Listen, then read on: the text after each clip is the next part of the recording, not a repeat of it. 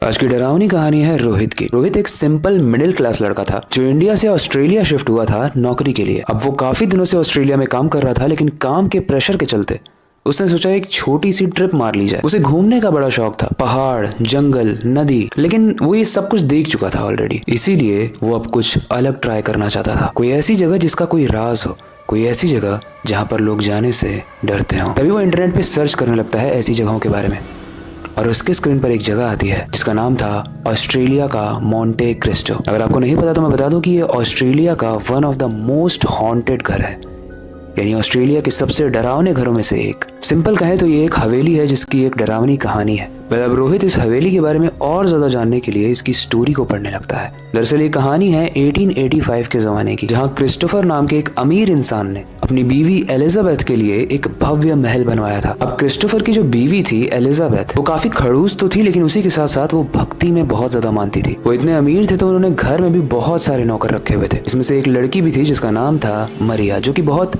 सीधी सादी लड़की थी। मरिया बिना किसी शिकायत के रोज आती थी, जितना काम करवाया जाता था उतना काम करती थी। वो कभी अपनी पगार को भी बढ़ाने की कोई डिमांड नहीं क्रिएट करती थी। लेकिन एक दिन एक अफवाह फैली, एक अफवाह जिसमें बताया गया कि मरिया प्रेग्नेंट है, मरिया पेट से है और उसके पेट में बच्चा क्रिस्टोफर का है, यानी एलिजाबेथ के हस्बैंड का। सच क्या था इसकी जांच किए बिना एलिजाबेथ को बहुत गुस्सा आ गया और उसने बिना सोचे समझे मरिया को काम करते हुए दूसरे फ्लोर से नीचे धक्का दे दिया। और जब मरिया काफी जख्मी हालत में थी, वो हेल्प मांग रही थी, तब भी एलिजाबेथ ने एक कुल्हाड़ी उठाई और मरिया की तरफ बढ़ी। मरिया उस हालत में भी बस एक ही चीज कह रही थी कि मैं निर्दोष हूँ, मुझे बताओ तो हुआ क्या है। लेकिन एलिजाबेथ ने उसकी नहीं सुनी और उस कुल्हाड़ी से मरिया के सर के चीथड़े उड़ा दिए। रोहित ने जब ये कहानी इंटरनेट पे पढ़ी तो उसका दिल भर आया। वो सोचता है कि मरिया की कहानी बड़ी दर्दनाक है। पूरी जिंदगी इसने ईमानदारी से काम किया और अंत में क्या मिला? दर्द। लेकिन जब रोहित इंटरनेट पे ये स्टोरी पढ़ रहा था तो उस कहानी के नीचे कुछ इवेंट्स भी हैं जो लिखे गए थे। उसमें लिखा था कि हवेली की जो नर्सरी है उसमें आज भी वो पालना हिलता है जिसमें बच्चे रखे जाते हैं, और अक्सर एक छोटी बच्ची की रोने की आवाज आती है।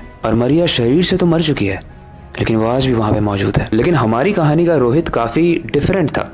वो इन चीजों से डरता नहीं था, बल्कि इन चीजों को एक्सप्लोर करना चाहता था, देखना चाहता था अपनी आंखों से कि ये कैसी जगह है जो मरिया के लिए इतनी बुरी बन चुकी है, और क्या मरिया सच में आज वहाँ पे है। तो वो अपना पूरा सामान पैक करके चला जाता है उस हवेली में, और उसके बाद जो हुआ वो जानने के बाद आपकी रूह कांप जाएगी। लेकिन उससे पहले, हेलो गाइज, मेरा नाम है अविनाश कुमार और आप देख हॉरर स्टोरीज।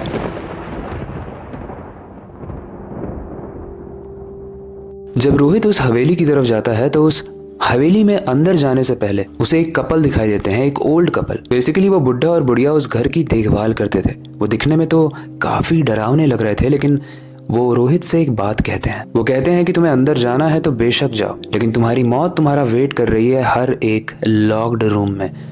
तो जिस भी रूम पे ताला लगा है उस रूम को बिल्कुल मत खोलना। रोहित इन सारी ही चीजों को इग्नोर करते हुए अंदर चला जाता है और उसे दिखती हैं पुरानी फोटोज, पुराने फर्नीचर, एक अजीब सा सन्नाटा, और पीछे से उसे एक आवाज आती है, चले जाओ। रोहित को लगता है ये उसका भ्रम होगा तो वो थोड़ा आगे बढ़ता है। तभी उसे एक लॉक्ड रूम, एक ऐसा रूम जिस पर ताला लगा है, ऐसा रूम दिखता है, और उस पर हिब्रू भाषा में लिखा हुआ था, अंदर मत जाना। लेकिन रोहित के अंदर से एक आवाज आ रही थी, एक आवाज जो उसे उस ताले को खोलने पर मजबूर कर रही थी, उस घर के उस रूम के अंदर जाने पर मजबूर कर रही थी। वही क्यूरियोसिटी की आवाज थी जो रोहित को यहाँ तक लाई थी, मतलब जानने की इच्छा। रोहित 2-3 बार उस दरवाजे को धक्का देता है, कुछ चीजों से ताले को तोड़ने की कोशिश करता है, और क्योंकि वो ताला बहुत पुराना था, उसमें जंग लगी हुई थी, तो वो ताला टूट जाता है। और जैसे ही ताला टूटता है वो दरवाजा खुल जाता है। रोहित उस लॉक्ड रूम के अंदर जाता है और देखता है कि एक डायरी पड़ी हुई है टेबल पे, एक डायरी एलिजाबेथ की। वो डायरी एलिजाबेथ की थी, वही एलिजाबेथ जिसने मरिया को मारा था, और उसको बहुत पछतावा था क्योंकि मरिया के मरने के बाद उसे ये सारी ही चीजें पता चल गई कि वो सारी अफवाह बस फैली हुई थी। दरअसल मरिया का एक प्रेमी था जो उसी के गाँव का था, और वो उसका बच्चा था, ना कि एलिजाबेथ के हस्बैंड क्रिस्टोफर का। और इसीलिए वो हर रोज उस गिल्ट में, उस पछतावे में रोज घुट घुट कर मर रही थी, और अपनी डायरी में लिखती थी कि मरिया की कोई गलती नहीं है। वो डायरी में लिखती है कि मैं इतनी पागल हो गई थी कि मैं अपने हर रोज बाल नोच नोच कर खाने लगी थी, और तब तक नोच रही थी जब तक मेरे बाल के साथ मेरे सर की चमड़ी ना निकल जाए। और इसी तरीके से एलिजाबेथ की मृत्यु हुई थी। और जैसे ही रोहित ये लाइन पढ़ता है डायरी की, तभी उसके पीछे से किसी की प्रेजेंस उसको फील होती है। ऐसा लगता है जैसे कोई गुजरा हो उसके पीछे से, लेकिन पीछे कोई नहीं था। लेकिन जैसे ही वो नीचे देखता है उसकी रूह कांप जाती है, क्योंकि पैरों के निशान थे, ऐसे निशान जिसमें खून था, और वो निशान उस घर के और अंदर जा रहे थे। गाइस, अब रात के 1 या 1:30 बज चुके थे और ये सारी चीजें रोहित के लिए नॉर्मल नहीं थी।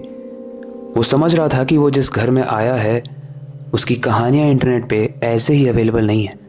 ऐसे ही नहीं, लोग उसके बारे में बात करने से डरते हैं। वो एक रूम में कुछ डॉक्यूमेंट्स पढ़ रहा होता है, तभी उसके दरवाजे पर 2 बार नॉक होता है। वो सोचता है कि ये वही चौकीदार होंगे जिन्होंने मेरे को अंदर आने से वार्निंग दी थी, लेकिन वो जैसे ही उस रूम का दरवाजा खोलता है और ऊपर देखता है तो उसकी रूह कांप जाती है, क्योंकि एक औरत एकदम साफ सुथरे कपड़े में खड़ी थी, लेकिन उसका गर्दन पूरे तरीके से टूटा हुआ था और धीरे धीरे और टपक टपक के नीचे गिर रहा था। और वो बस एक ही लाइन कहती है, तुम एलिजाबेथ हो। ये सुनते ही रोहित वहीं पे बेहोश हो जाता है। सुबह जब केयर टेकर उसे उठाने के लिए आते हैं तो वो उसे सब कुछ बताते हैं। तो रोहित बोलता है, ये स्टोरी तो मैंने ऑलरेडी पढ़ी हुई थी, लेकिन मुझे लगा था कि ऐसा कुछ नहीं होगा। वो केयर टेकर यानी वो बुड्ढा और बुढ़िया बताते हैं कि दरअसल इस घर में जो मरिया घूमती है, उसको लगता है कि जो भी आ रहा है वो सब एलिजाबेथ ही है, इसीलिए वो उन्हें तंग करती है और काफ़ी हद तक अगर वो एक रात से ज़्यादा रुकते हैं तो उन्हें मार देती है। और उनकी भी मृत्यु पागल तरीके से होती है। अपने बालों को नोच नोच के वो खाने लगते हैं, वो अपनी स्किन को नोच के खाने लगते हैं और मॉन्स्टर बन जाते हैं।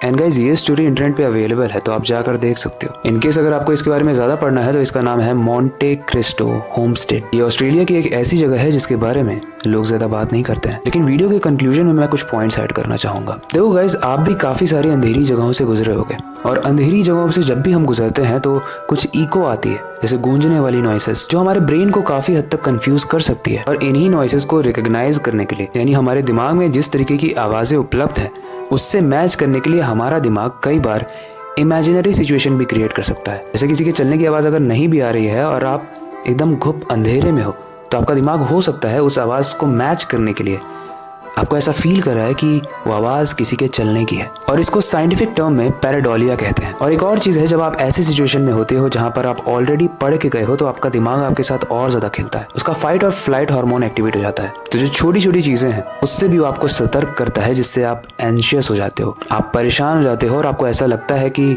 सच में कोई है जो आपको देख रहा है। ये मैंने आपको इसलिए बताया ताकि आप भ्रमित ना हो और आप अपने हिसाब से सोचो कि क्या सही है और क्या गलत। लेकिन ये बात भी हम ठुकरा नहीं सकते हैं कि ऐसी स्टोरीज हैं जो इंटरनेट पे अवेलेबल हैं। अभी आपके ऊपर है कि आपको क्या लगता है, क्योंकि मरिया के साथ जो हुआ था वो बुरा था, तो क्या मोंटे क्रिस्टो में आज भी वो मरिया सच में घूम रही है जिसके बारे में लोग अक्सर बात करते हैं, या फिर ये बस एक अफवाह है या फिर मनगढ़ंत कहानी? आपको जो भी लगता है आप हमें कमेंट सेक्शन में ज़रूर बताना। आज की कहानी यहीं तक थी, इसलिए वक्त आ चुका है इस वीडियो को एंड करने का और नई वीडियो पर काम शुरू करने का। लेकिन जाने से पहले मैं बस एक ही चीज़ कहना चाहूँगा, अपनी क्यूरियोसिटी को डाई मत होने देना, नई चीज़ें सीखते रहना, अपने बेड के नीचे और खिड़की के बाहर ज़रूर देख लेना। मिलते हैं अगली वीडियो में।